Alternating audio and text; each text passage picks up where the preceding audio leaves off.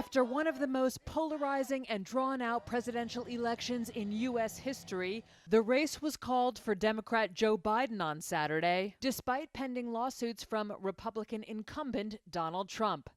Voters ultimately embraced Biden's promise of a renewed effort to combat the coronavirus pandemic, fix the economy, and bridge America's political divide after 4 tumultuous years of Trump's leadership.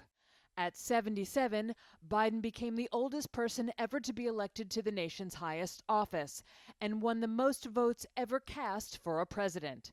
Winning the White House would be the pinnacle for any politician, but it's particularly special for Biden, says Reuters political correspondent James Oliphant. This is his 47th year in politics. He run for president 3 times. He really never got out of the starting gate the first 2 times. It's a lot of vindication for a guy who was counted out a zillion times, even during the 2020 campaign. Biden's victory was driven by strong support from groups including women, African Americans, white voters with college degrees, and city dwellers, and he was comfortably ahead of Trump in the nationwide popular vote.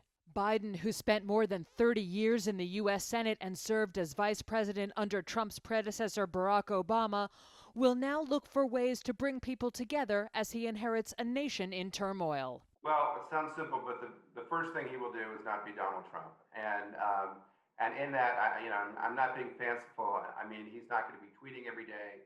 He's not going to be trying to attract attention. He's going to be very low key. When he makes pronouncements, they're going to be measured. He's just going to try to lower the temperature.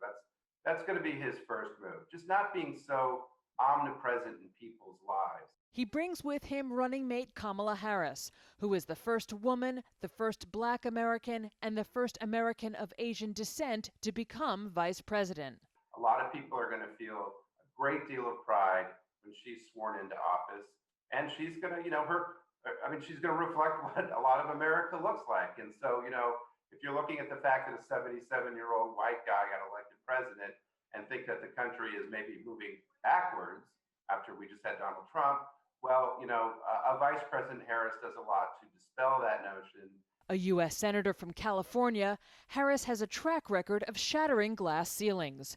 She served as San Francisco's first female district attorney and was California's first woman of color to be elected attorney general. Biden has said his first priority as president will be developing a plan to contain and recover from the pandemic, which has killed more than 230,000 people in the U.S.